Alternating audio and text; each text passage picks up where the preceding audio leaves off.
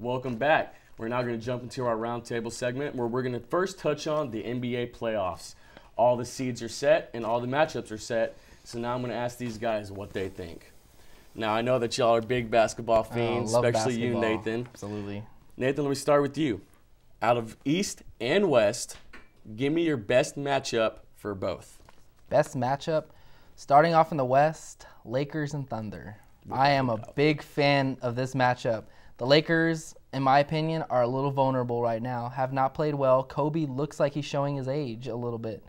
And the Thunder are just fun to watch. I mean, I think they're going to be a fan favorite for a lot of people just to enjoy in the playoffs, kind of like Butler was in March Madness. I just see the Thunder as a youthful team. Kevin Durant is an amazing player. Going on to the East, I want to say, believe it or not, Orlando and Charlotte. Wow. I know, it's kind of weird, but Larry Brown preaches defense. He coaches good defense. And Orlando, at times, they can miss a lot of shots. And if Larry Brown can keep the games under about 80 or 90 points, they might have a chance to squeak a couple of games. But I think it's going to be a closer series than a lot of people expect. That's an interesting pick. Aaron, what about you? I'm going to go within the West. I'm going to go, my favorite pick is the Denver Nuggets, Utah. I think that's going to be a great matchup.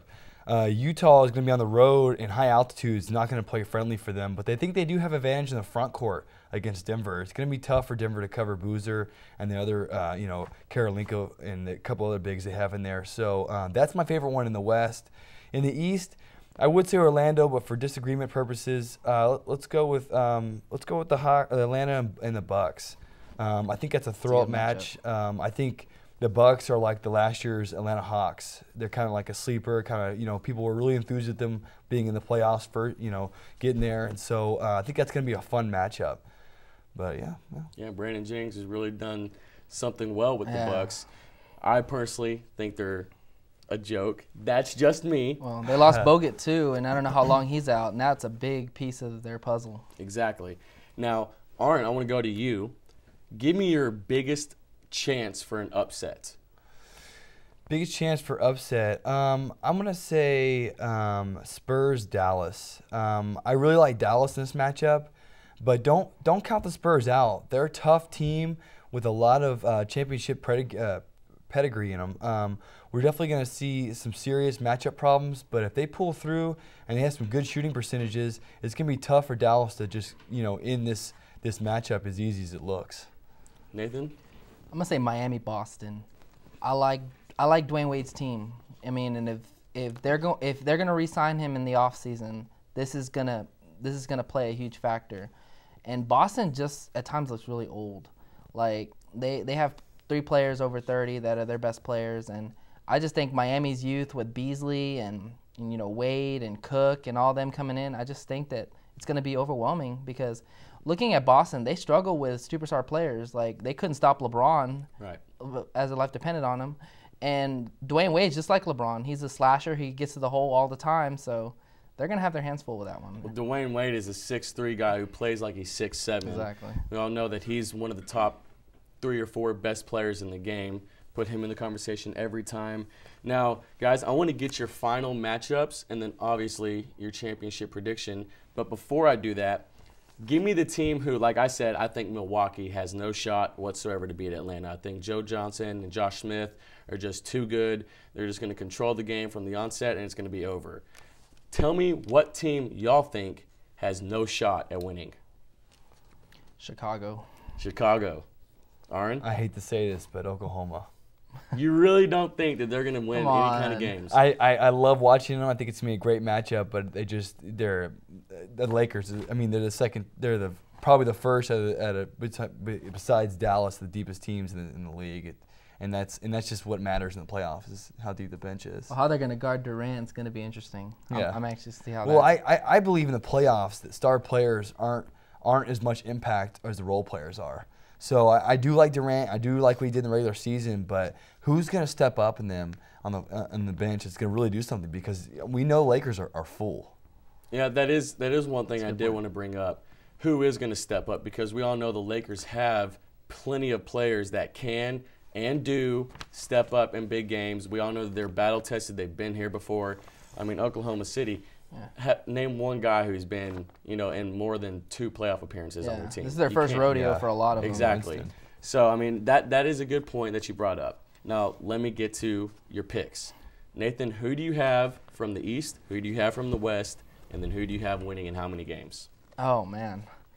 I'm going to say Orlando. I think Orlando is just deep.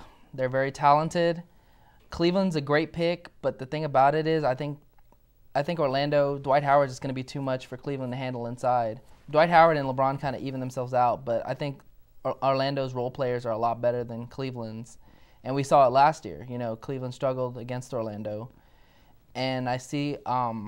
I mean, can't go wrong with that. L.A., just a deep, talented team. When they want to play, they can beat any. They're not playing.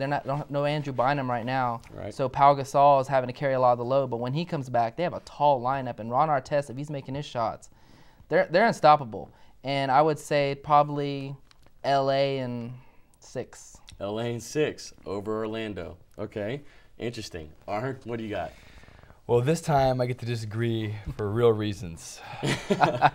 I do not pick Orlando. I'm taking Cleveland in the East. They are just a monster out there. They're getting Shaquille O'Neal back for the playoffs, which is going to give, between him, Nagauskas, and Antoine, it's just going to be a nightmare down there in the paint for Howard, And it's just he's not going to be able to last a 7-game series against that team, and they're just too hungry. And from the West, I like the Mavericks. I like LA, but if anyone matches up well against LA, it's the Mavericks. And if anyone has the deepest team as LA, it's the Mavericks. And the way they're clicking right now, and the way LA is really not clicking like they should be, I really think the Mavericks come out of the West, and it becomes Mavericks and Cleveland in the final. Unfortunately, I'm gonna have to give Cleveland the win, and I'm gonna do 7 games. Wow. 7 games? NBA needs 7. They need the money. Mm-hmm. That's longer than what I was thinking. I agree with you. I think that Cleveland is just too good. Like you said, they're too hungry. Too hungry. You can't stop a team when they have that much hunger with a team that has that much talent. Right. It'd be one thing if they've been just hanging around and not making themselves better. With the addition of Antoine Jameson, they're getting Shaq back. Like you said, they're just getting better each day. So I think it's going to be Cleveland beating the Denver Nuggets. I think the Denver Nuggets are going to really make a run. It's a sleeper team. They always really give are. the Lakers trouble. They always give every team trouble. They're a big time. I mean, they're the biggest pest team in the NBA. Like you get into the playoffs, a bunch and of thugs, like Mark Cuban. Yeah, would say. exactly. A bunch of thugs. J.R. Smith. I mean, he's the Thuggets. the Thuggets. I like that. I like that. But yeah, I got Cleveland winning in 6. Over Denver. I got a question for you though. Since you have Cleveland winning, Grant, what do you feel about them sitting the starters? How's that going to impact them, you think? I think you okay with that? It's way overplayed. It's just like, look, Indy sat their starters and they made it to the Super Bowl. Yeah. The Saints sat their starters, they won the Super Bowl. I think sitting your starters is way overplayed. And I think what matters more is coming in on a hot streak.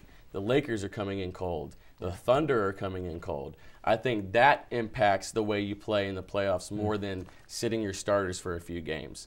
Because when you sit your starters, those are your guys who are going to be there. That's why they're your starters. They're your all-stars. They're going to be able to play no matter what. They don't need an extra game here or an extra game there. I think they're going to be just fine. And on top of that, you don't need any extra motivation for LeBron James. Right. I mean, he's hungry already. Right. King James looking to get that crown. Now, switching to baseball, we're going to talk just a little bit. I know we're only a week into the season, and I know there's, not a whole bunch to talk about, but we are going to specialize a little bit in the breakdown of all the divisions right now. So, guys, I'm just going to basically ask you each division. You're going to tell me who's in the lead, what you think, how it's going to pan out, and then we're going to get into who do you think the player-wise is doing pretty spectacular right now. So first, let's start with the division that everybody loves to talk about and the one that everyone loves to hate, the AL East. Aaron, break it down for me.